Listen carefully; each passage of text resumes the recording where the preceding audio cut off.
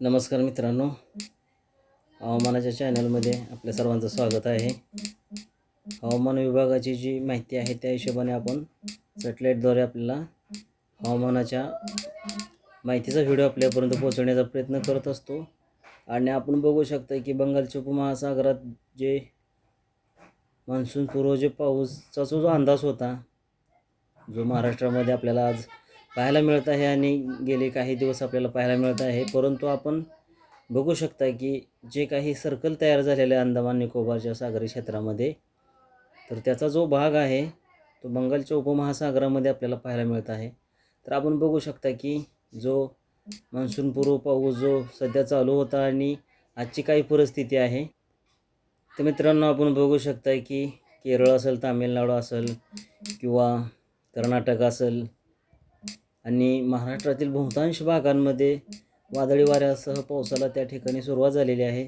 तर काही ठिकाणी रिमझिम स्वरूपाचा पाऊस, तर काही ठिकाणी विजांच्या कडकडाटासह मुसळधार पाऊस त्या स्वरूपाचा जो आहे तो पडायला सुरुवात आहे. तर काही शेजारील राज्यांमध्ये जसं की ओडिसा असेल किंवा बिहार असेल, आंध्र प्रदेश असेल, या भागांमध्ये सुद्धा काही ठिकाणी पावसाची जी सुरुवात आहे ती सध्या चालू आहे. तर आपण ओडिसालगतील जो भाग आहे त्या ठिकाणी सुद्धा बघू शकता की भुवनेश्वरचा जो भाग आहे आणि धांदडचा जो भाग आहे, तर त्या ठिकाणी सुद्धा आपण बघू शकता की विजांच्या कडकडाटासह मुसळधार पाऊस त्या ठिकाणी चालू आहे. तर विशाखापट्टणमचा जो काही भाग आहे तर त्या भागामध्ये सुद्धा आपण बघू शकता की पावसाला जे आहे ती सुरुवात झालेली आहे. तर कर्नाटकचा जो काही भाग आहे, महाराष्ट्रातील भागांमध्ये सुद्धा आपण पाहूयात की पावसाला जो सुरुवात आहे ती झालेली आहे आणि मान्सूनपूर्व जो पाऊस आहे तो काही ठिकाणी वादळी वाऱ्यासह चालू आहे. तर काही ठिकाणी रिमझिम स्वरूपाच्या हलक्या सरी ज्या आहेत त्या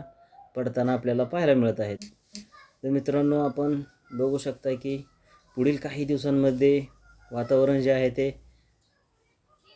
थोडं नॉर्मल होऊ शकतं आणि महाराष्ट्रात पावसाची जी सुरुवात आहे ती होऊ शकते. कारण आपण बघू शकता की जो बंगालच्या उपमहासागरात म्हणजेच अंदमान निकोबार बेटांच्या क्षेत्रालगतील जो कमी दाबाचं क्षेत्र तयार झाल्यासारखं आपल्याला दिसत आहे, तो जो सर्कल आहे तो सर्कल आपल्याला आपल्या भारताच्या दिशेने येताना पाहायला मिळत आहे. खास करून जो मान्सूनचा जो आपल्याला प्रतीक्षा असते ती केरळच्या भागाकडून असते, परंतु जे अंदमान निकोबारच्या बेटांमध्ये जे सर्कल तयार झालेला आहे आणि जे अरबी समुद्रातील जे सर्कल आहे त्यानुसार आपण महाराष्ट्रातील जो अंदाज आहे तो पाहणार आहोत. तर मित्रांनो, आपण बघू शकता की अकलूज, सातारा, दौंड आणि पुणे, बार्शी, काही लातूरचा भाग आहे, काही सोलापूरचा भाग आहे. तर या भागामध्ये पुढील काही तासांमध्ये पावसाची जी सुरुवात आहे ती काही ठिकाणी रिमझिम स्वरूपाचा, तर काही ठिकाणी विजांच्या कडकडाटासह मुसळधार पाऊस होऊ शकतो. तर पावसाची जी सुरुवात आहे ती महाराष्ट्रात सध्या स्थिती चालू आहे. काही ठिकाणी मान्सून येण्याचा अंदाज जो आहे तो हवामान विभाग सतत सांगत आहे, परंतु आपल्याला प्रतीक्षा आहे ती मान्सून पूर्ण सक्रिय होऊन महाराष्ट्रामध्ये सर्वत्र पावसाला जी आहे ती चांगली सुरुवात व्हावी.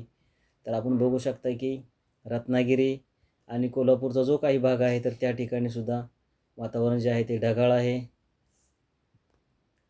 तर काही संभाजीनगर, अकोले, नाशिक हा जो काही भाग आहे, नांदेडलगतील काही भाग आहे, तर त्या भागामध्ये सुद्धा आपण बघू शकता की काही ठिकाणी वादळी वाऱ्यासह, काही ठिकाणी हलक्या स्वरूपाचा पाऊस, तर काही ठिकाणी मुसळधार पाऊस जो आहे तो पडू शकतो.